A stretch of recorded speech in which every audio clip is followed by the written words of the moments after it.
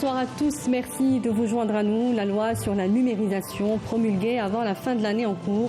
Le projet, dans sa première version, propose de mettre les outils juridiques qu'il faut pour opérer et encadrer la transformation numérique et lui apporter les réponses nécessaires à son essor. À commencer par une meilleure organisation des structures chargées de la numérisation, un statut motivant pour la ressource humaine spécialisée, plus de financement et la réduction des disparités en termes d'infrastructures informatiques partout dans le pays. La transformation numérique n'étant plus un choix mais un impératif, l'Algérie a tout de même inscrit quelques avancées dans le nombre de plateformes et d'applications en direction des citoyens, des opérateurs économiques et de l'administration. Mais sans une réelle approche participative et inclusive, le chemin sera sans doute plus long et plus laborieux. La future loi devrait donc combler ces lacunes constatées et soutenir la stratégie nationale dans ce domaine. On en parle ce soir avec nos invités. Je vais commencer par vous, Monsieur Belarbi Yassine. Vous êtes secrétaire général du Haut Commissariat à la numérisation. Bonsoir, merci d'avoir accepté notre invitation. Merci pour l'invitation, pour l'occasion que vous nous donnez pour expliquer ce qui se passe. Merci à vous. Dans le domaine de la numérisation. Également présent avec nous, Monsieur Mazari Sofiane, expert en économie numérique. Merci à vous également d'être avec nous. Bonsoir, merci pour l'invitation. Et puis Monsieur Hadef Abdelrahman, vous êtes consultant en développement économique et expert en technologie numérique. Merci également d'avoir accepté notre invitation. Merci pour l'invitation. Alors, Monsieur Belarbi Yassine, le Haut Commissariat à la numérisation a organisé ces 2 derniers jours un séminaire sur l'élaboration du projet de loi sur la numérisation et qui a donc été soumis à débat et enrichissement par les experts. La concertation sur les grands axes de cette loi n'est donc pas terminée. Comment ça se passe concrètement? La concertation, c'est actuellement le résultat d'un processus, qui a commencé il y a presque une année pour la construction de cette loi, entre parenthèses cadre qui va réguler les activités et organiser les activités de numérisation en Algérie, mais aussi faire en sorte de les propulser dans l'avenir. Donc, une loi, c'est un peu le carcan général, dans lequel les textes qui existent et qui vont venir concernant la numérisation vont s'inscrire. Alors, on ne va pas forcément reprendre les mêmes textes. Non. C'est un texte. La loi, c'est un texte d'orientation générale. Oui. C'est un texte d'orientation générale. Et c'est un texte, il est nécessaire. C'est un peu le parapluie de tous les textes qui vont être produits par les secteurs ou les arrêtés concernant la numérisation.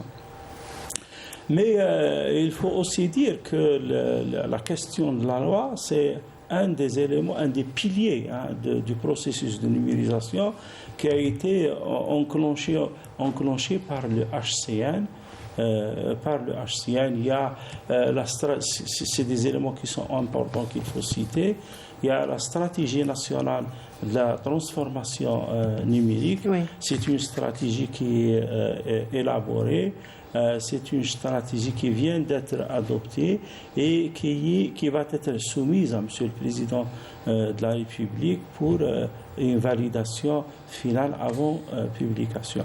Très bien, on va poser aussi la question à Monsieur Hadef sur cette même question. Pourquoi il nous manquait finalement cette loi cadre? Nous avions une base juridique, mais sans coordination, sans réelle concertation.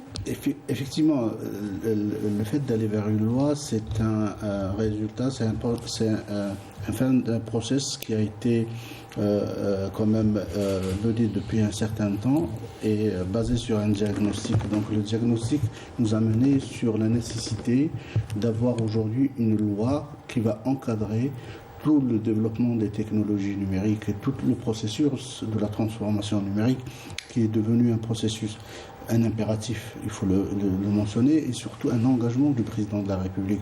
Dans ces engagements 54, il y a l'engagement numéro 25 qui parle de réussir le projet de transformation numérique pour la généralisation des technologies numériques au niveau des services publics, mais aussi dans la gouvernance des affaires économiques. Et là, le HCN s'est attelé pendant cette période à travailler sur les principales composantes qu'il faut pour réussir ce processus. Et une de ces composantes, c'est bien évidemment cette loi qui va un peu maintenant cadrer tout le développement de la technologie numérique en Algérie.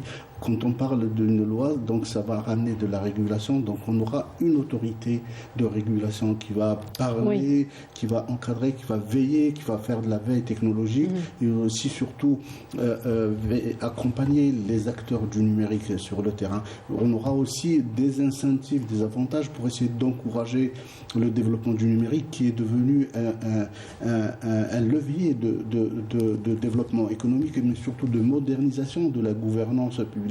Donc cette loi-là va donner cette impulsion qui est nécessaire pour l'Algérie, qui ambitionne aujourd'hui, dans ce cadre-là du processus de transformation numérique, de devenir un acteur majeur à l'horizon 2030 sur la scène régionale. L'Algérie ambitionne à devenir le principal hub technologique au niveau de la région, et c'est à travers ces instruments qui sont la loi, la stratégie et des projets dont on va parler un peu plus tard, qui vont un peu façonner l'écosystème du numérique en Algérie. Alors cette loi, M. Mazari, elle va apporter plus de pertinence aussi à cette stratégie nationale. C'est ce qui nous manquait finalement. Effectivement, d'ailleurs, il faut rappeler également qu'il y a quand même un processus qui a été entamé il y a très longtemps. Il y a un certain nombre d'acquis et de réalisations, notamment sur le plan juridique ou réglementaire ou législatif. Il y a un certain nombre de textes qui ont été mis en place. Il y a une expérience de terrain qui a été, disons, enregistrée, notée, et le besoin s'est fait sentir donc de consolider toute cette démarche dans un texte de loi qui va clarifier un peu la vision, disons, gouvernementale de cet aspect de numérisation, mais également un texte qui va également dessiner le périmètre d'action des acteurs du numérique, mais également l'ensemble des parties prenantes. Et ce qui est intéressant dans ce type de démarche, qui est complété, comme l'a dit M. Habib, par deux autres, disons, grands projets qui ont été lancés tout récemment. La première chose, c'est la fameuse stratégie donc, de transformation numérique qui va donner une certaine visibilité à l'ensemble des parties prenantes qui pourront donc s'inscrire dans cette vision qui s'inscrit sur le long terme pour le pays. Et donc, il faudrait mettre en place un texte pour permettre à ces acteurs-là de mettre en place les investissements nécessaires, entreprendre les projets nécessaires pour atteindre les objectifs qui ont été tracés par cette stratégie. Il faut rappeler également que il y a un certain nombre de textes qui ont été mis en place, d'institutions, donc les acteurs sont mis en place. Et il est peut-être temps également de compléter un peu la mosaïque, d'essayer de consolider les acquis pour impulser justement cette transformation numérique du pays. Monsieur Bellarbi, les représentants de 22 départements travaillaient déjà à l'élaboration de cette loi sur les aspects qui sont abordés sont liés à l'identité numérique, les services de prestation offerts aux citoyens, la propriété intellectuelle et industrielle, la souveraineté numérique, la régulation des nouvelles technologies émergentes. Enfin, il y en a beaucoup. Finalement, qu'est-ce qui est prioritaire, ou est-ce que tout va être cité, tout va apparaître sur ces textes de loi pour justement ne pas avoir une loi qui pourrait devenir caduque, et avec les TIC ça peut aller très très vite, ne pas avoir une loi qui pourrait être caduque dans quelques années ou quelques mois même. Comme il a été dit par les experts, la loi assure la cohérence globale du système de numérisation, du système numérique. Aussi, la loi elle permet de régler certaines questions fondamentales dans l'ouverture ou le processus de numérisation, comme la question par exemple de confidentialité des données, la question de la cybersécurité, la question des transactions électroniques et du pricing, le pricing des actes de numérisation, les droits de propriété intellectuelle. C'est ces éléments qui constituent un peu les 9 ateliers ou 9 axes qui ont été organisés, discutés avec les experts et les secteurs. Les secteurs, c'est-à-dire les ministères et les départements ministériels. Donc ce débat tournait en se basant sur l'expérience de chaque secteur, sur les besoins et la vision de chaque secteur, c'est de construire les éléments de base qui vont orienter ces dimensions de la numérisation et qui sont nécessaires pour réussir cette transformation numérique dans laquelle on est en train de marcher. De marcher pour atteindre une économie numérique, un e-government, un gouvernement, c'est-à-dire numérique dans les plus brefs délais. Voilà. Le Haut Commissariat avait initié l'an dernier un premier recensement national des systèmes d'information au niveau de tous les secteurs pour aller vers ce qu'on appelle le plan d'orientation national pour la transformation numérique. Où en est ce recensement aujourd'hui? Qu'est-ce qu'il a apporté? Dans le cadre de la stratégie, il y a eu une large consultation participative et inclusive qui a été faite avec les secteurs, avec les experts. Mais aussi, il y a eu en parallèle une enquête qui a été faite pour atteindre les parts de la population qui n'ont pas été impliquées dans les débats directs. Donc il y a des questionnaires qui ont été distribués en ligne. Ils ont permis de récolter une masse d'informations importante qui a été utilisée pour concevoir les principes et les fondements. Mais quel type d'informations vous recherchez? Est-ce que vous recherchez des informations qui sont proches de la réalité sur le terrain, justement? C'est clair, oui, c'est clair. On cherche par exemple comment le simple citoyen, comment il voit la numérisation. C'est important comment il la conçoit. Je dirais, on parle du niveau culturel, donc en termes de numérisation, et pour se positionner par rapport au processus qu'on doit inscrire pour enclencher. Mais aussi, il y a certains types d'informations d'ordre structurel. Donc, est-ce qu'ils sont connectés, ils ne sont pas connectés, le débit qu'ils ont, les moyens qu'ils utilisent, le téléphone, est-ce qu'ils ont des ordinateurs, ils n'ont pas, est-ce que les types de modèles de moyens de communication qu'ils utilisent, tout ça nous permet d'élaborer la stratégie à partir de laquelle on peut dire que voilà les chemins qu'il faut suivre pour réaliser cette transition d'une manière optimale et dans des délais contrôlés et des délais mesurés. Oui, voilà. Monsieur Hadef, justement, ma question répond un petit peu à ce que vient de dire Monsieur Bellarbi. Faire une révolution numérique, on le sait, c'est d'abord avoir les moyens de le faire. En termes de développement et de généralisation des TIC, l'Algérie a enregistré une grande avancée avec un taux de pénétration de la connexion Internet qui dépasse les 70%, avec un débit aussi en constante amélioration.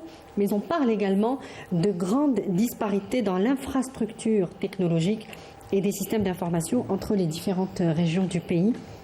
Comment pouvons-nous faire une stratégie nationale sans gommer ces disparités? Écoutez, je pense que justement, c'est ça le travail que mène actuellement le HCN. C'est un peu déjà de faire le diagnostic, c'est ce que je disais tout à l'heure, déjà pour connaître la réalité. Et ce diagnostic a été réalisé sur 4 principaux axes. Il y a l'axe réglementaire, l'axe organisationnel, l'axe technologique et l'axe humain. Et là, il y a eu beaucoup de remontées d'informations par rapport à tout ce qui se passe sur le terrain, ce qu'il y a comme réalité. Par exemple, vous avez posé la question tout à l'heure sur les systèmes d'information. Et effectivement, il a été constaté qu'il y a une grande disparité au niveau des secteurs eux-mêmes. Dans des secteurs, on trouve des systèmes d'information disparates. La première chose, l'organisation, elle n'est pas la même. On retrouve dans un ministère une direction générale de numérisation et dans un autre ministère, on retrouve un bureau de numérisation. Et là, c'est ce que a pu un peu récolter le HCN dans son travail. Moi, je dois aussi mentionner cette démarche et cette approche qui a été adoptée par le HCN, qui est une démarche participative, inclusive. Il faut le mentionner, et c'est cette démarche qui a pu nous amener à construire déjà la stratégie nationale de transformation numérique, qui est passée par un peu le même processus que la loi, donc des consultations, ensuite des ateliers, ensuite des échanges, des rectifications, des ajouts, des améliorations. Et aujourd'hui, la stratégie, elle est prête. Il faut bien valoriser ce travail-là. Et depuis le mois de novembre, c'était lors du lancement de la stratégie, il a été annoncé que la loi va être préparée avant le premier semestre 2024. Et chose faite, aujourd'hui, nous sommes avec un draft de loi qui est en train d'être amélioré. C'est un draft qui est aussi préparé sur une démarche très pertinente, une démarche qui est déjà, comme je l'ai dit, inclusive, mais elle inclut aussi un benchmark international. Donc on a été regarder ce qui a été fait par les autres pays, par d'autres pays qui sont un peu avancés par rapport à nous. On a pris l'exemple de l'Égypte, de la Chine, des États-Unis, de la France, de l'Allemagne. Donc plusieurs pays qui ont été regardés et regardés dans la profondeur ce qui a été mené, et pour ne pas refaire les erreurs, pour ne pas faire la même chose, parce que la technologie a évolué aujourd'hui. Ce n'est plus la même chose quand on parlait en 2011 des data centers. Aujourd'hui, on n'est plus dans cette configuration. Aujourd'hui, on parle de cloud, on parle de nouvelles technologies autres que les data centers. Et même avec ça, aujourd'hui, lors de ces débats-là, ça nous a permis aussi d'avoir des échanges sur les perspectives, les projections, parce que même le cloud aujourd'hui, il est bousculé par une nouvelle technologie qui est le edge computing. Donc c'est tout cela. Et pour répondre à votre question, justement, je voulais revenir à ma question. Cette démarche aussi a traité de ce qu'on appelle la fracture numérique. C'est là où il faut que les choses soient aussi. On doit regarder dans ce sens-là, parce que on ne doit pas laisser des gens à côté. On ne doit pas créer de l'injustice numérique. C'est là où aussi le HCN est en train de faire de l'effort. M. Belarbi a parlé d'un recensement, mais surtout d'un questionnaire qui a été mis en ligne, et à travers des SMS, on a consulté les citoyens. C'est une démarche aussi qui a mis le citoyen au centre. Mais alors, comment conçoit le citoyen algérien ce processus de numérisation? Est-ce qu'il en est conscient? Je vous donnerai aussi la parole sur cette question. Est-ce qu'il en est conscient? Est-ce qu'il en est acteur aussi? Est-ce qu'il veut adhérer ou pas? Qu'est-ce qu'on sait du rapport du citoyen algérien avec la numérisation? Déjà, il y a des indicateurs. Vous savez, la population algérienne, elle est plutôt jeune. C'est des gens qui sont très connectés, très connectés, globalisés. Le taux de pénétration, par exemple, de la technologie mobile est très élevé en Algérie, comparé même à d'autres pays. Donc il y a un certain nombre de facteurs qui présagent d'une acceptabilité, disons, de cette démarche-là. Ce qui est très intéressant également, c'est que les choses, comme ça a été souligné par M. Belarbi ou M. Hadef, c'est que les choses se font dans une démarche inclusive, où l'ensemble des parties prenantes, et parmi les parties prenantes, il y a le citoyen. Par exemple, lors des événements qui ont été organisés ces 2 derniers jours pour discuter un peu du contenu éventuel de la loi, on peut retrouver des étudiants, des chercheurs, des entrepreneurs, des investisseurs, des fonctionnaires, des jeunes, des moins jeunes. Société civile. Donc toutes les parties sont plus ou moins représentées. C'est ce qui est très intéressant, parce que chacun a sa vision de la numérisation.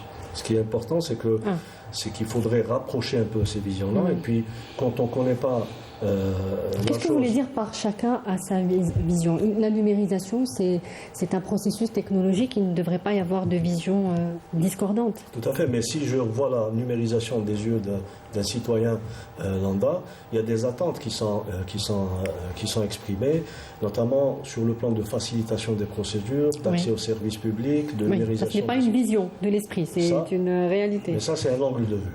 De l'autre partie, il y a également les administrations qui ont des contraintes réelles, qui ne sont pas contre la numérisation, mais ils ont besoin juste d'être accompagnés pour arriver à un certain niveau, disons, de maturité de cette numérisation pour qu'ils puissent faire des prestations de services publics numérisés. Et le vouloir aussi, parce qu'il y a des résistances. Tout à fait, mais les résistances sont souvent le résultat de méconnaissance, de manque d'information, et puis l'ensemble des acteurs ont tout à gagner dans cette numérisation. Parce que, vous savez, il y a ce qui a été observé dans beaucoup de pays où il y a eu une très forte numérisation, où quasi-totalité des services publics, par exemple, ou même des services marchands qui ont été numérisés, qu'on peut tout retrouver dans des plateformes, des automates qui sont un peu partout. A contrariori, les taux de chômage ne sont pas très élevés dans ces pays-là. Donc les craintes que peuvent avoir les gens vis-à-vis de la numérisation, c'est ce qui fait qu'il y ait de la résistance. Parce qu'on sent que maintenant, demain, on va numériser le processus, je n'aurai pas un rôle très important à jouer. Et donc, mais ce qui a été observé dans d'autres pays, c'est qu'il y a des reconversions.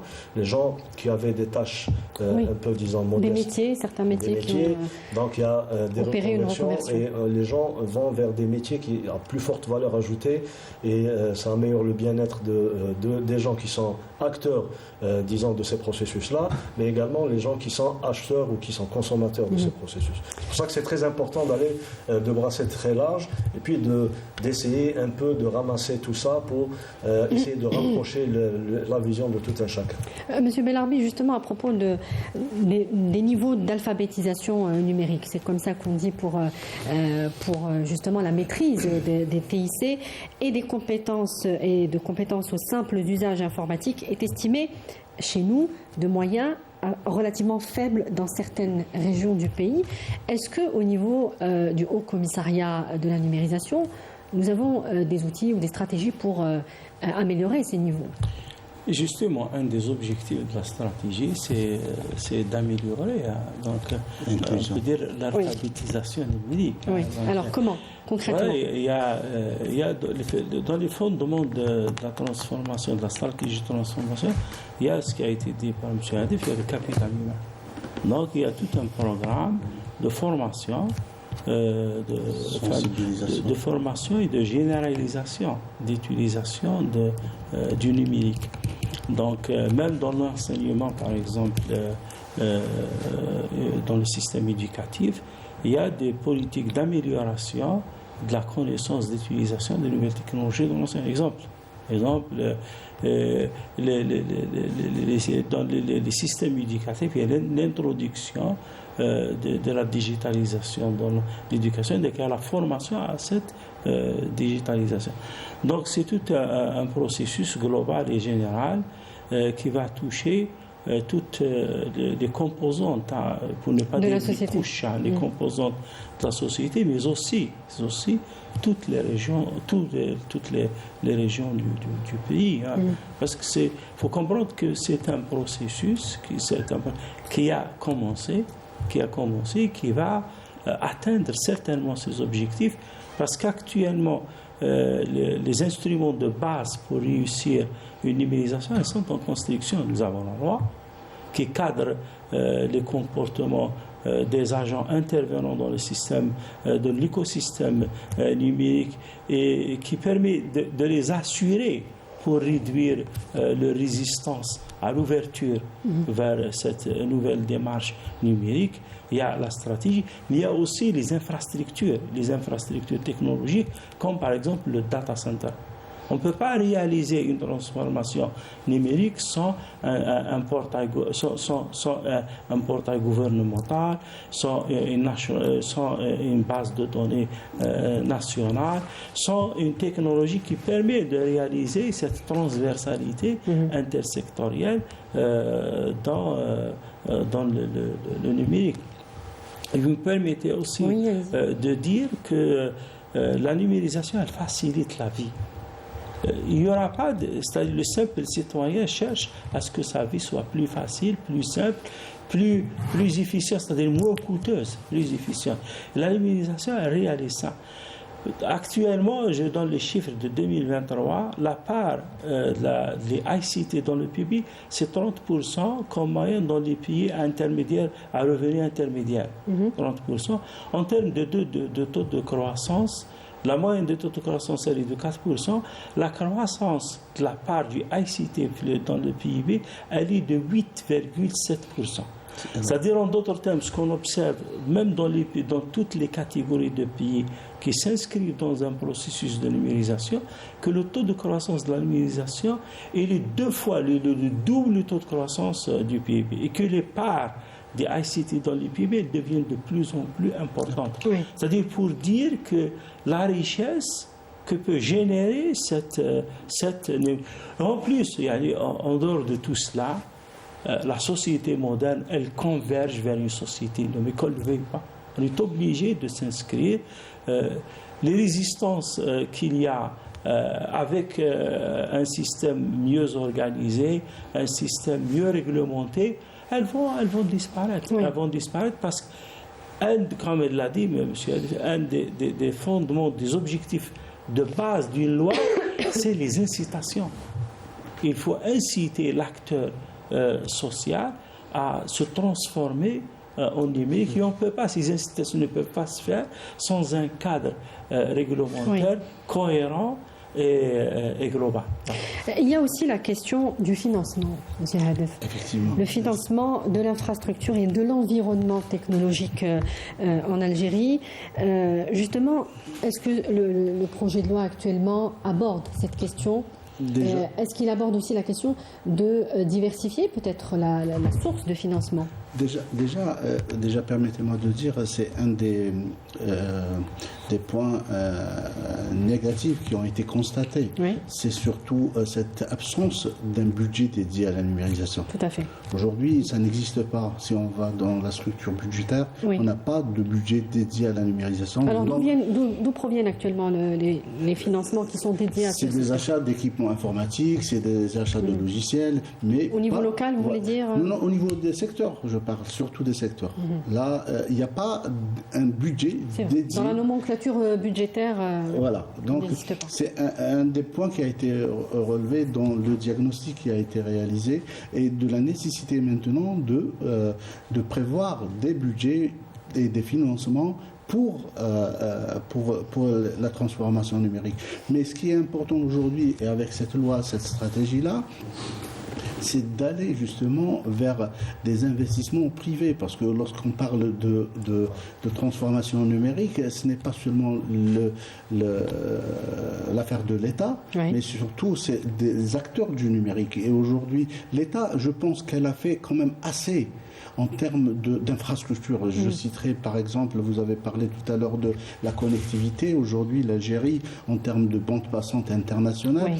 est passée de 1,5 terabyte en 2020 Oui.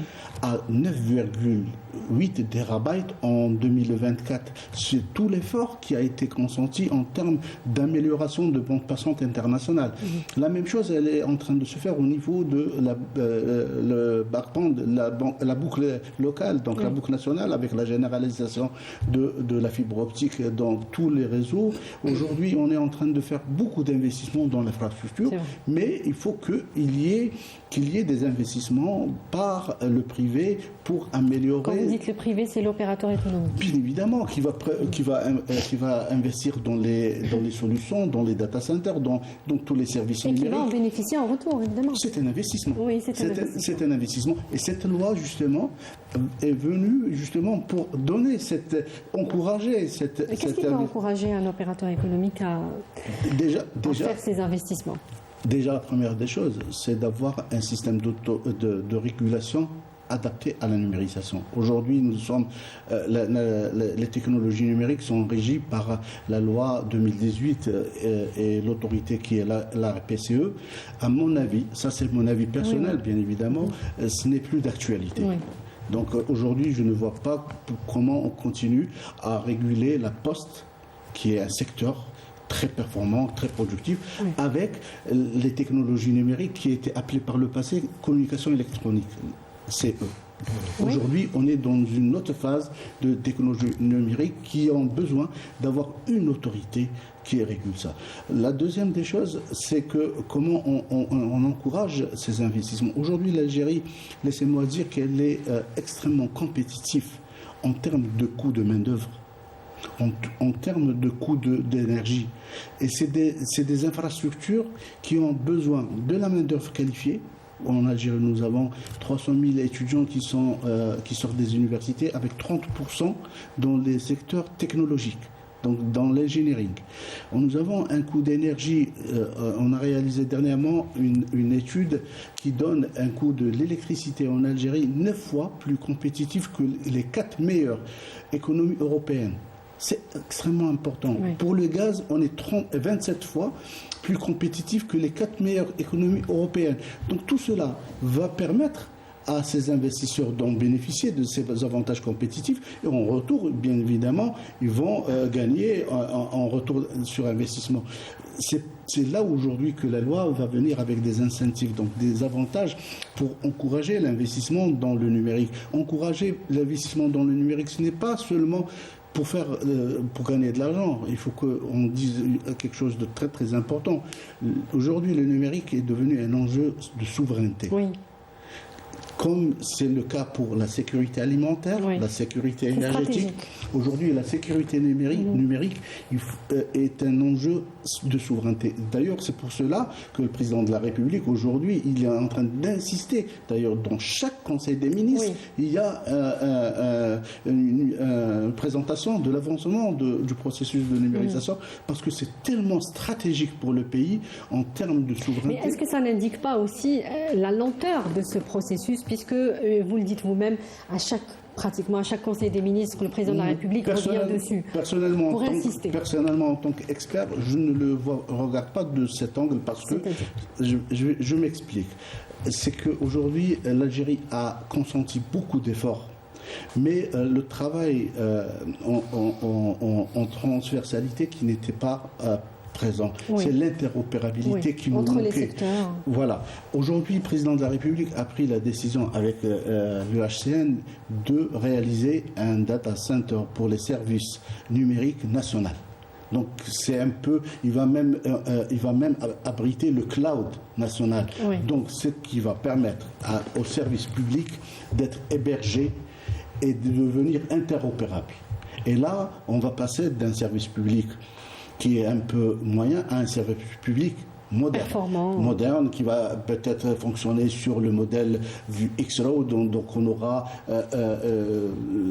une technologie qui permet aux citoyens de bénéficier des services les plus modernes en termes de services publics. Donc ça, c'est ce que le président de la République est en train de suivre dans chaque conseil des ministres, où on en est la situation. Oui. Donc je le regarde de ce point de vue. Les secteurs, ils ont fait quand même des avancées. Ils ont fait certains plus que d'autres. Oui, c'est ça la disparité. D'ailleurs, le constat a été fait. Mais est-ce que c'est de la disparité ou est-ce que c'est de la volonté aussi, hein?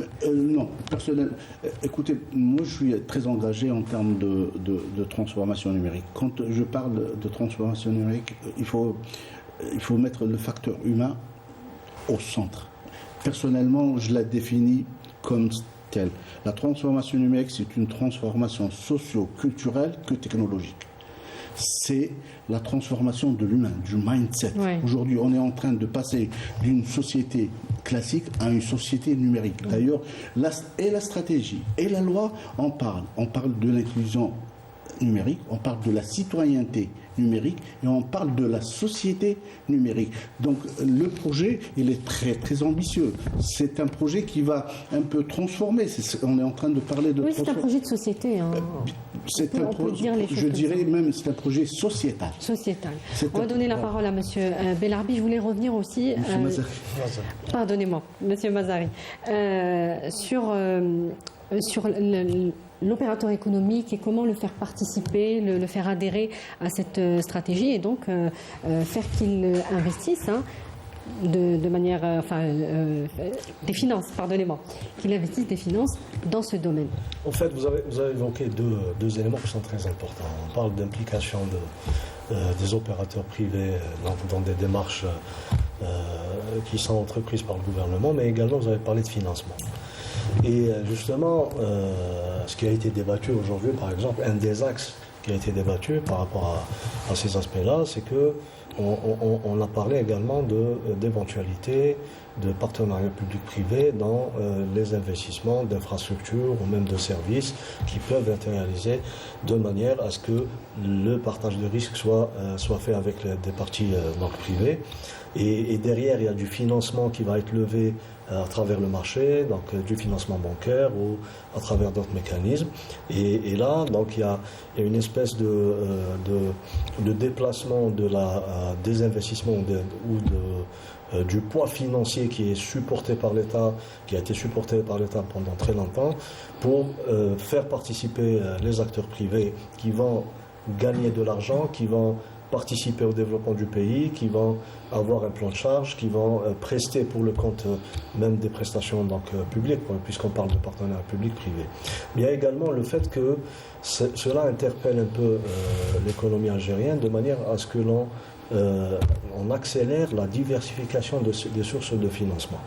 Parce qu'il ne faut pas tout le temps rester sur le financement budgétaire où la dépense publique va prendre à sa charge l'ensemble des infrastructures, et donc une application du privé et une application notamment du citoyen algérien. On a vu par exemple certaines opérations qui ont été faites, notamment l'ouverture du capital d'une banque donc sur la place, oui, où il y avait une application très importante, oui, des particuliers. Et à travers par exemple la bourse ou à travers le secteur bancaire, à travers les fonds d'investissement, et plusieurs fonds peuvent être adoptés, plusieurs, disons, c'est quelque chose qui a été proposé dans la loi, évidemment. Ça a été discuté, oui, ça a été discuté, et c'est plutôt quelque chose qui a été recommandé très fortement, parce que les parties privées ont beaucoup à apporter. Il y a un savoir-faire local, parce qu'il y a une autre dimension qui est très importante, c'est à parler de souveraineté numérique, ce qui est très très important, mais on ne pourrait réaliser cette souveraineté numérique que si l'on est producteur également des technologies, et producteur des équipements, producteur des services, etc. Donc pas seulement faire de la maintenance, aller vers la production. Pas seulement faire de la maintenance et ne surtout pas rester sur la position de consommateur. Oui. Alors, numérisation, il faut que ça soit sur le très court terme, donc il faut aller investir pour acheter des technologies pour pouvoir augmenter en termes de productivité, oui, en termes de coûts de transaction, en termes d'inclusion numérique, d'accessibilité des services numériques, etc. Mais après, il faut se projeter sur le moyen terme et le long terme pour se placer en tant que producteur, en tant qu'offreur de services, localement mais également régionalement et à l'international. Et c'est là où... Et l'innovation d'ailleurs est quelque chose à paramètre qui a été pour beaucoup, prise en charge par le texte de loi. C'est très important de mettre ça en valeur. Tout à fait, c'est un des axes qui a été discuté. Un des plus importants et pas des moindres. Oui. Et c'est pour cette raison que l'implication des opérateurs économiques privés est très très importante, mais également l'implication du citoyen dans le financement de ces infrastructures, mais également dans, disons, le développement de tout cet écosystème, notamment en termes d'investissement. Comment convaincre le citoyen?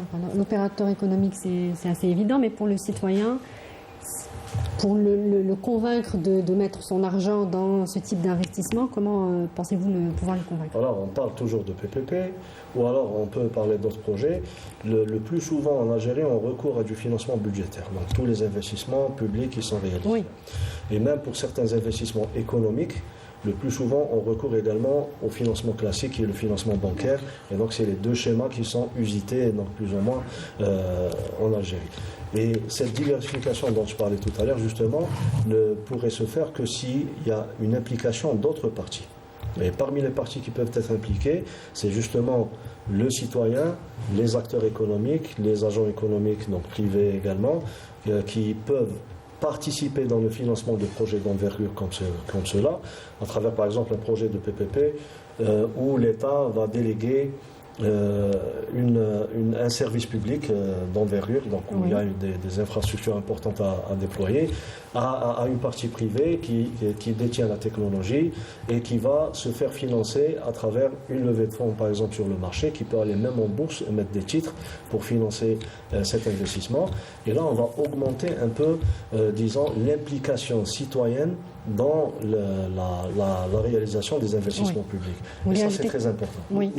Je veux bien rebondir sur ça pour dire que à travers le monde, aujourd'hui, les plus grandes compagnies du numérique font appel justement à ce genre de financement. Oui. Ils ne sont pas subventionnés par les États, ils ne sont pas subventionnés par les banques, mais surtout, ils vont sur la place financière prendre des levées de fonds, voilà, des levées de fonds auprès des investisseurs particuliers. Donc là, ce qu'il y a lieu, pour répondre à votre question, comment convaincre le citoyen à aller financer, Oui. parce qu'aujourd'hui, il faut... Là, ça devient concret pour lui. Là, je donnerai des indicateurs. Aujourd'hui, un investissement dans le numérique est 6 fois plus rentable qu'un investissement classique. Donc le citoyen, si on arrive à l'éduquer dans ce sens-là, il va faire des calculs, il aura gagné énormément. Évidemment. M. Belarbi tout à l'heure parlait de la participation de l'économie numérique dans le PIB. Aujourd'hui, le taux de croissance il est de 8, une moyenne de 8 et plus, alors que les autres secteurs peinent à atteindre les 2-3%.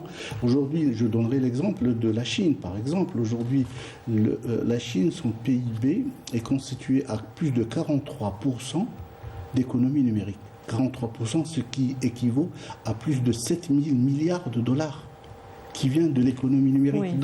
Donc c'est ça ce qu'on doit aujourd'hui un peu transmettre. C'est pour cela que je dis, c'est un changement de mindset au niveau institutionnel, mais au niveau du citoyen aussi. Donc, alors, moi, j'aimerais poser aussi la question à M. Belarbi sur l'organisation de la ressource humaine spécialisée. C'est aussi un point focal qui a sans doute été abordé dans cette stratégie de numérisation. Le profil du personnel en charge des structures de la numérisation serait très diversifié, parfois même en inadéquation avec les missions et les fonctions exercées. Il y aurait même de la déperdition de la ressource humaine vers notamment l'étranger. Comment, dans notre stratégie nationale de numérisation, nous comptons corriger cela? Merci. Mais avant, est-ce que je peux revenir à la question il faut bien comprendre que la loi, c'est quelque chose d'extraordinaire pour le processus de transformation numérique en Algérie. Elle va permettre de réaliser un saut important. Et ce saut important va poser d'autres questions, entre autres la question du marché du numérique et la question de financement. Mais pour le moment, ce qui est connu dans tous les pays qui commencent un processus de numérisation, c'est le coût d'accès. Le coût d'accès, c'est-à-dire combien ça coûte un iPhone pour connecter, pour faire, parce qu'un iPhone il est utilisé entre autres pour les transactions. Oui. Transactions avec, par exemple, les e-payment. Le mobile payment. Voilà, le mobile payment, l'accès à Internet. Ce qui est pour le moment une préoccupation de base, c'est rendre le coût d'accès accessible à toutes les couches sociales et rendre aussi les moyens, les instruments utilisés dans la numérisation accessibles. Et après les modes d'organisation du financement, il y a plusieurs modèles qui existent dans le monde. Et la loi, elle réalise ce saut, elle va reposer la question du financement. Maintenant, vous savez, madame, en Algérie, il y a toutes les institutions, les facultés, les écoles qui forment en numérique forment assez d'ingénieurs, à mon sens, assez d'ingénieurs pour prendre en charge ce processus de transformation numérique. C'est vrai qu'il y a des départs, mais des départs d'ingénieurs, de jeunes ingénieurs, de masters, c'est un phénomène qui est connu, parce que il faut reconnaître qu'actuellement l'université dans le monde elle est ouverte à la mobilité des compétences. On peut même parler de pillage de compétences. Il y a des universités qui mettent les moyens pour capter des compétences qui n'ont pas les moyens. Mais en Algérie, je pense que ce processus de numérisation, il va renforcer déjà la formation dans le domaine du ICT, pas uniquement les informaticiens, mais aussi dans les télécommunications, dans l'électronique, dans tous les domaines du ICT. Et il va créer des incitations. Ou si on veut réfléchir au mode économique classique, il va créer des avantages comparatifs avec le temps qui vont permettre, donc qui va encourager le capital humain à rester et à gagner plus. Il n'y a pas une réflexion sur le statut. Il y a des exemples de pays, il y a des exemples de pays comme par exemple le cas de la Chine. Et le cas de la Chine, elle a très bien réussi le processus de rapatriement des compétences. Comment ? Parce qu'elle a développé le système de numérisation. Il y a maintenant, par exemple, l'académie chinoise d'ICT, c'est une des académies les plus prestigieuses dans le monde. Et elle se suffit par les cadres en ICT qu'elle forme localement. Peut-être que numériquement, en Chine, je donne un exemple. C'est pas exactement pareil. Si des pays le réalisent, même nous, on peut le réaliser. Oui. Je vais faire réagir. Justement, je pense que là, il y a un autre exemple qui est assez parlant, c'est l'exemple de l'Inde, avec Bangalore. La cité de Bangalore qui est devenue la nouvelle Silicon Valley aujourd'hui et qui a récupéré toutes les compétences indiennes de la Silicon Valley qui sont revenues. La plupart étaient indiens d'ailleurs, les ingénieurs de la Silicon Valley. D'ailleurs, les GAFAM sont gérés par des compétences d'origine indienne. C'est ça le but de cette loi et de cette stratégie, c'est de créer cet environnement pour nos jeunes aujourd'hui, au lieu de penser à partir avec un environnement propice à la numérisation, ils n'ont qu'à rester et développer leurs compétences. Alors, on va revenir à vous, M. Hadef. Tout de suite, c'est l'appel à la prière.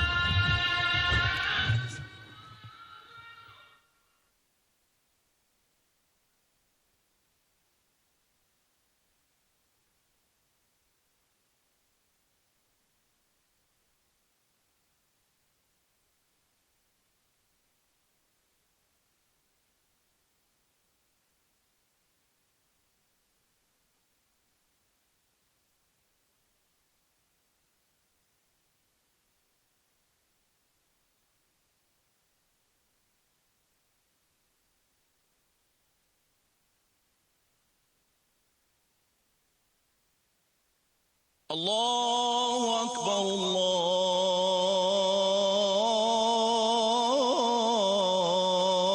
الله أكبر أشهد أن لا إله إلا الله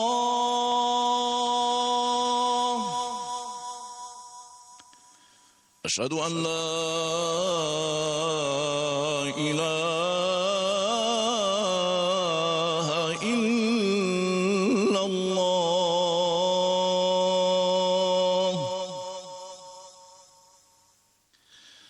أشهد أن محمدًا رسول الله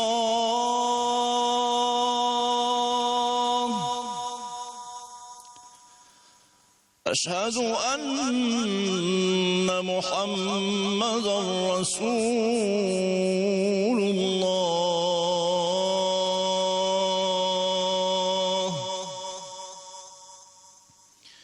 حي على الصلاة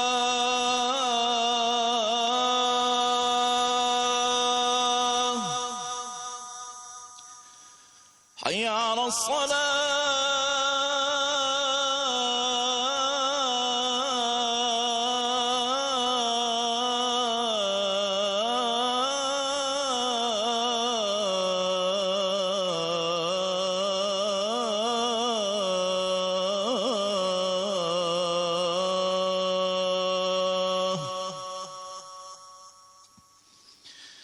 حي على الفلاح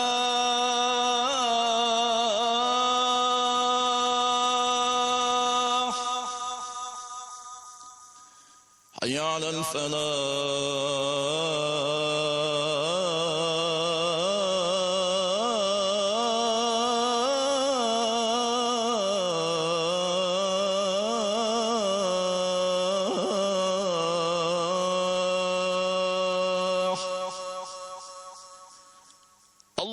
أكبر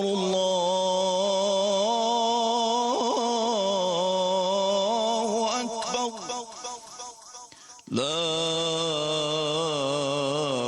إله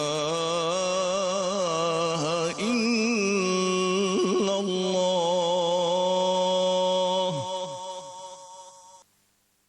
اللهم رب هذه الدعوة التامة والصلاة القائمة آت محمدا الوسيلة والفضيلة وابعثه مقاما محمودا الذي وعده. Et retour sur notre plateau avec vous, Monsieur Hadef. Vous avez pris la parole pour parler justement de la ressource humaine dans ce secteur qui est importante, qui est stratégique et que nous devrions motiver pour rester. Justement, moi je dirais que la loi et la stratégie sur la numérisation vont créer l'environnement qui va permettre justement à nos jeunes de s'épanouir dans un cadre assez attractif. Aujourd'hui, il est important qu'on leur donne les moyens et surtout leur donner la visibilité. Et c'est ça ce que apportent ces stratégies. Lorsqu'on parle de stratégie, déjà, il y a une vision qui va être un peu annoncée. Et les axes stratégiques, mais surtout les plans d'action qui vont venir avec. Donc tout cela va donner de la visibilité à nos jeunes. Deuxième chose, c'est aujourd'hui, on parlait tout à l'heure de l'investissement privé. Donc c'est ça où on peut aussi motiver les jeunes. Le privé peut payer plus. Le privé peut donner les moyens à ces jeunes-là. Donc on doit encourager le privé, déjà pour l'aspect de souveraineté. Aujourd'hui, nous avons besoin de créer notre propre industrie de la data, notre propre contenu et aussi notre propre système de cybersécurité. Tout cela demande de la compétence, mais en même temps, cette compétence doit être rémunérée à juste titre, doit être considérée aussi à juste titre. Et je pense que c'est à travers cette loi, ce cadrage-là, qui va un peu inciter au développement de cet écosystème pour donner déjà de la visibilité, comme je l'ai dit, mais surtout les moyens. Aujourd'hui, j'ai cité tout à l'heure le cas de l'Inde avec la cité de Bangalore, qui était une cité dortoir de retraités à un moment donné. Mais elle a fait sa révolution numérique. Elle a fait sa révolution numérique. Aujourd'hui, elle est devenue la Silicon Valley.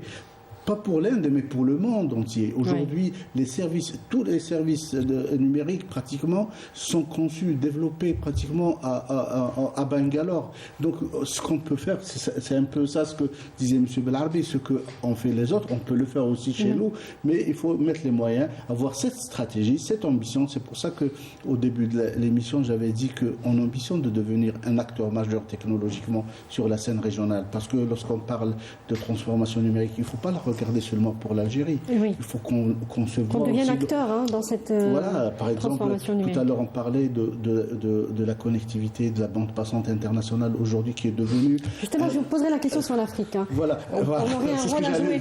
Oui, voilà, c'est ce que j'allais dire. C'est d'ailleurs ma dernière question. Monsieur Belarbi, vous vouliez revenir sur cette question? Parce qu'il y a le développement, si j'ose dire, de l'industrie du numérique. Elle va aussi améliorer les salaires, elle va améliorer les revenus, elle va avec le temps créer un espace qui va devenir plus compétitif. C'est vrai que les institutions économiques en général doivent faire un effort pour capter les meilleurs informaticiens, à titre d'exemple, des meilleures compétences en ICT et à les maintenir. Elles doivent faire un effort. Mais avec le temps, s'il y a des pays qui ont pu, comme il vient de l'affirmer aussi M. Hadef, s'il y a des pays qui ont pu réussir à faire revenir leurs compétences, rapatrier la compétence, à les faire revenir, l'Algérie pourra le faire. Il y a pas mal de pays qui ont pu le faire. Mais ensuite, il faut aussi reconnaître. C'est vrai que le départ, c'est en partie une perte de compétences, mais par la suite, c'est une récupération de compétences. Exactement. Voilà, donc si on arrive à les faire revenir, c'est des compétences formées. Il faut être sûr de pouvoir les faire revenir, M. Belarbi. Pourquoi il y a des institutions, S'il y a évidemment et des pays mesures d'encouragement. Oui. Il faut. Le marché de la compétence aujourd'hui, c'est un marché ouvert, il est international. Oui. Il est ouvert, c'est un marché qui n'a pas de nationalité. Si on veut maintenir nos compétences, il faut développer des incitations. C'est un processus de développement. Oui. Si on n'a pas aujourd'hui les moyens de développer ces institutions, on doit s'organiser pour les développer demain. Ouais. C'est un processus de développement. Moi, je pense qu'il y a également un élément qui est très important qui n'a pas été évoqué, c'est que nous sommes en train de parler du domaine du numérique. C'est un domaine par excellence qui s'appuie beaucoup sur l'innovation, sur la créativité et surtout sur l'entrepreneuriat. Parce qu'il ne faut pas rester sur les aspects liés donc au salariat. C'est vrai que les investissements importants qui vont être réalisés, notamment par le privé qui doit être impliqué dans tout ça, va créer de la richesse et donc va créer des emplois et donc l'attractivité, disons, de l'écosystème algérien va augmenter en mettant en place tous ces instruments, stratégies, lois, etc. Mais il y a également quelque chose qui est très important, c'est que c'est un domaine où l'entrepreneuriat est très très fort. Oui. Quand on va dans d'autres pays, ce qui a été observé, c'est que le nombre d'entrepreneurs, de start-up, de petits, disons, toutes petites, de TTPE, auto-entrepreneurs, etc., qui ont émergé grâce à, disons, à ce saut, grâce à cette transformation-là, est très très important. Et par conséquent, toute cette démarche-là va absorber non seulement la compétence locale, donc qui va trouver son compte là-dessus, mais également attirer éventuellement les compétences algériennes qui sont à l'étranger, mais pourquoi pas même recruter des informaticiens d'autres pays. Ça peut être, on parlait tout à l'heure d'un hub régional technologique. Dans 10 années, il ne faut pas s'étonner de voir des gens de toutes les nationalités qui vont venir en Algérie pour investir, pour trouver du travail, pour proposer leurs solutions, etc. Alors, il nous reste vraiment moins d'une minute. C'est une question très importante, mais on a débordé dans le temps qui nous est imparti. Vraiment, pour terminer sur le volet coopération, l'Algérie peut jouer un rôle, notamment dans le continent africain. C'est très clair. Parfaitement d'accord. C'est quelque chose qui se profile en tout cas. Bien évidemment, avec les infrastructures qui existent déjà en Algérie, avec le corridor de la fibre optique qu'on est en train de construire, qui va aller au-delà de l'Algérie, donc sur la sous-région du Sahel, l'Algérie peut devenir un hub. La transsaharienne. Voilà. Et les services numériques aujourd'hui, c'est les services les plus exportés dans le monde. Donc aujourd'hui, à travers tout ce travail qui est mené par le HCN, bien évidemment avec tous les secteurs, on peut développer cette coopération dans le domaine des technologies numériques et de rendre l'Algérie un hub technologique. Monsieur Belarbi, vraiment un dernier mot sur ça. Oui, c'est clair que l'Algérie pourra et très concrètement. Voilà. Donc, il y a le cloud, par exemple. Le cloud, c'est un service qui est ouvert à l'exportation. C'est vrai. Nous avons des capacités technologiques importantes. Le data center, ce que je peux dire, les moyens investis dans ce data sont importants et de taille, en termes de technologie, de taille, de niveau international. C'est-à-dire qu'il pourra exporter les services cloud. Très bien. Monsieur Mazari, pour terminer sur cette question. Donc effectivement, donc, il y a cette possibilité donc, de s'internationaliser. Oui. Mais ce qu'il faut savoir également, c'est que les avantages comparatifs dont dispose l'Algérie lui permettront forcément, si on met en place les instruments nécessaires, forcément à terme d'être un hub régional sur le plan technologique, mais également sur d'autres plans. Monsieur Sofiane Mazari, je rappelle que vous êtes expert en économie numérique. Merci d'avoir été avec nous. Je remercie également Monsieur Hadef Abdelrahman, consultant en développement économique et expert en technologie numérique. Merci aussi à Monsieur Belarbi Yassine. Je rappelle que vous êtes secrétaire général du Haut Commissariat à la numérisation. Merci. Merci à vous également de nous avoir suivis. Je vous souhaite une belle soirée avec la suite de nos programmes et à bientôt.